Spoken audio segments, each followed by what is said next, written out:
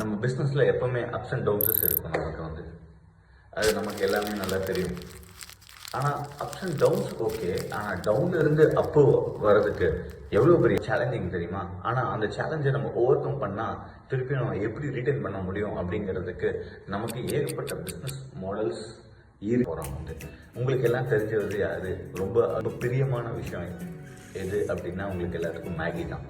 கரெக்டாக நீங்கள் ஏன் மேகி ரொம்ப உங்களுக்கு பிடிக்கும்? பிகாஸ் ஏன்னா அவங்க உங்களை மார்க்கெட் பண்ணது 2 மினிட்ஸில் நீங்கள் செஞ்சிடலாம் அப்படிங்கிறது, அதே மாதிரி ரெடி டு குக் அப்படின்னு பண்ணுறது. ஸோ இது எல்லாமே ஒரு மார்க்கெட்டிங் பொசிஷனில் அவங்க நல்லாவே பண்ணிட்டாங்க. எல்லாத்துக்கும் இந்தியனோட எல்லா மக்களுக்கும் இல்லை வேர்ல்டு லெவலில் இருக்க எல்லா மக்களுக்கும் ரொம்ப பிடிச்சி போய் அவங்களுக்கு ஒரு திடீர்னு ஒரு அடி விழுந்தது.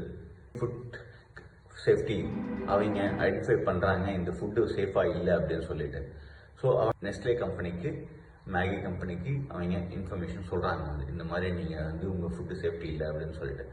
இட்ஸ் டிஸ்கஷன் ஒரு 3 மாதமாக டிஸ்கஷன் போயிட்டு இருக்குது. சடனாக ஒரு நாள் என்ன பண்ணுறாங்க அப்படின்னா, இல்லை இன்னிலேருந்து மேகி பேன் அப்படின்னு சொல்லிட்டு ஓவரால் இந்தியாவில் இது பண்ணிட்டாங்க. இதில் நீங்கள் முக்கியமான நோட் பண்ண வேண்டியது என்ன அப்படின்னு உங்களுக்கு என்னன்னு தெரியுமா? ஏன்னா மேகி நம்ம எவ்வளோ நெசிச்சோமோ அதே சமயத்தில் மேகி நம்ம எல்லாத்தையும் செல்ஃபில் இல்லை டஸ்ட்பினில் போட ஆரம்பிச்சிட்டோம்.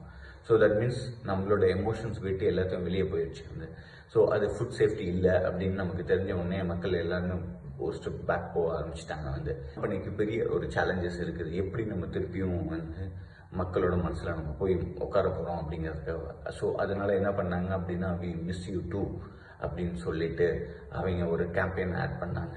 ஸோ அவங்கள ரொம்ப மிஸ் பண்ணுறோம் அப்படிங்கிற மாதிரி கனெக்ட் பண்ணாங்க. அதே மாதிரி அதோட ஃபுட்டோட சேஃப்டியை பற்றி எக்ஸ்பிளைன் பண்ணுறாங்க. ஸோ மக்களுக்கு கொஞ்சம் கொஞ்சமாக நம்பிக்கை வர ஆரம்பிக்குது ஸோ அதுக்கப்புறம் கடைசியாக மேகி ரீகெயின் பண்ணாங்க.